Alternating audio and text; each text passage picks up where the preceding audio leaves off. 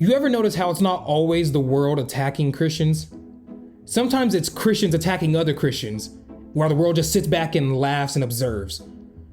We got pastors calling other pastors false teachers and false prophets. We got believers commenting over TikTok comments. And we have whole YouTube pages, podcasts, Facebook exposed pages, whatever, built specifically to expose believers.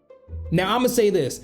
The devil doesn't have to destroy the church if he just has to divide it and allow it to do it itself. Holy. Yo, what's up, Undignified Tribe? It's your boy, Jose Vargas Jr. And today we're talking about one of the most controversial topics, in my opinion, in modern Christianity. And that's Christians attacking other Christians. Yep, that's right. Christian on Christian crime. What? Bro, what are you talking about, man? And FYI, I'm not here to take sides. I'm here to call it for what it is, and it's a trap designed specifically by the enemy. Every week, I see it. One Christian calls another one a false teacher. Someone else is posting like a 10-minute video breakdown of why a pastor's message wasn't biblical enough. Don't get me wrong. The truth matters. Sound doctrine matters, but your tone matters too. And when correction turns into competition, or when your discernment is turning into division, then we've already lost. We've already failed the mission that God had for us. And now let me make my stance clear. I'm not about attacking believers, period. But that doesn't mean that I agree with everything that's out there. It means that I would rather confront deception with truth rather than drama. Because last time I checked, Jesus said that the world will know us because of the way that we love one another, not because of the size of our comment section and the arguments that we get into. John 13:35 says, "By this, everyone will know that you are my disciples if you love one another." And you see, this is the part that a lot of people are missing. It's that division feels right when you believe that you're defending the truth.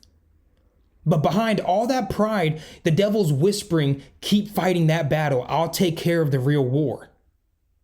And you see, the early church grew because they were united. Not because they agreed on everything. You don't have to agree with everything. A lot of us don't agree with our jobs. We don't agree with how stuff happens there, but we stay because it benefits us, because it pays for our bills. It pays for our insurance. It's the same with the church. You might not agree, but we have to be unified. Every church might not agree with how every other church is ran, but if they're sticking to Bible basis, if they're sticking to preaching the word of God, and maybe the way that they do their worship is different, or maybe the way they do their offering is different, or maybe the way that maybe the way their sanctuary set up is just awkward. Like, none of that matters. As long as they're unified in the body and based on Bible belief, then that shouldn't be a problem. The early church didn't allow their disagreements to become disunity. And that's why we saw a giant expansion. That's why we saw an explosion of Christianity. Francis Chan, he did a video on Christian unity. I was going to put it in this video, but I want to try to keep these videos compressed. If you guys want a reaction to that video, let me know. I'll gladly get that done. I'll gladly give more thought on my videos. If you guys like the longer videos, let me know. But Francis Chan, he did a video on Christian unity, and that's the kind of maturity that we need. We need people that are humble enough to correct, but wise enough, keyword wise, enough to protect the unity of the body. I can see what they're doing, what he's doing. I can see it, I feel it. He's cooking. Ephesians 4:3 says that make every effort to keep the unity of the Spirit through the bond of peace. So don't twist this. There is definitely a time for correction. Paul corrected Peter. Jesus called out Pharisees. But correction should restore something, restore someone, and not ruin it. If your goal is strictly to expose, embarrass, or go viral off of another believer's mistakes to reap benefits off of something wrong that they did, then you're doing the devil's work for him, and he doesn't even have to step on the scene.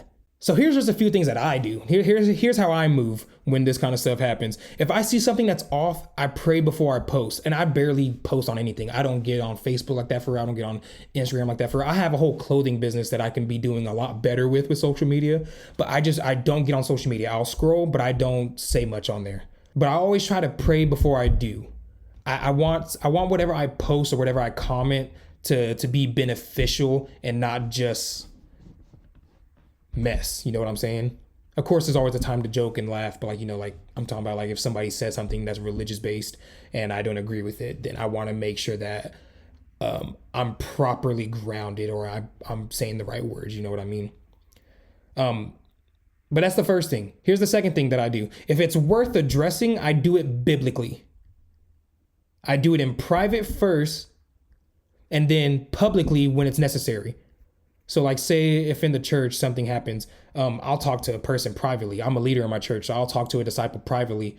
But if he's acting crazy in front of people, then of course, you know, I'm gonna correct him publicly. That's biblical. And then here's the third thing I do. If it's just opinion based, and a lot of people don't do this, I keep scrolling. Not everything deserves a response. Sometimes people just have nothing better to do, so they just comment. There's a lot of like just those bull pages where they're just not really anything, but they just like to troll people. There's plenty of those out there. So yeah, so that's just a few things that I do, because I would much rather spend my energy reaching the lost rather than roasting or debating the saved. What do I look like seeing all these people that are living in sin, possibly on their way to hell, and I'm just sitting here debating with you about wearing ties in church? I'm sitting here debating with you about wearing hats in church. I'm sitting here debating with you about if I should be wearing Jordans or my loafers. Like, you know, like, what do I look like, bro? You see, we've got an entire generation that's walking away from church because all they see is Christians fighting each other. You see, we're supposed to be a light to people, not a lightning bolt. We're not supposed to be hitting people with sharp, fast strikes and jabs. No, we're supposed to be showing them a way. We're supposed to be teaching them. Imagine if we use that same passion that we do for exposing each other, but instead we expose sinners, we expose the darkness. The enemy would actually have something to worry about, wouldn't he?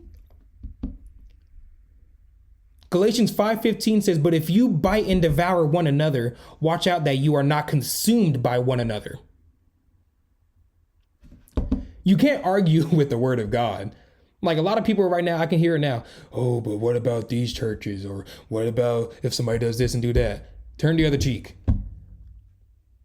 Forgive those who curse you. 70 times 7. Galatians 5:15, but if you bite and devour one another, watch out that you are not consumed by one another. If you call yourself a believer, then this is your challenge. Stop fighting family and start fighting for faith. Let's disagree with grace, correct with compassion, and defend truth with humility. The church doesn't need more critics. I promise you, the church does not need more critics. It needs more people who are willing to build. So I don't know, if this video hit home, you know, hit that like button, drop a comment, hit that subscribe, turn on the noti bell so you don't miss another video. Drop unity in the comment, you guys. Just drop a whole bunch of unity, spam unities in the comments. My heart has been going out to talk about this for a long, long time. But I feel like I didn't have the proper way of explaining it, or I didn't have the proper way of wording it.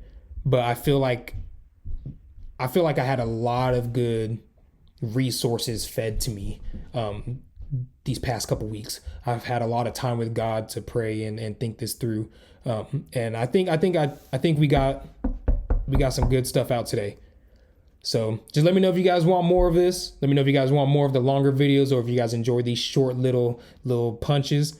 But let's get with it, you guys. Stay bold, stay grounded, stay undignified. Until next time, I'm out. Peace.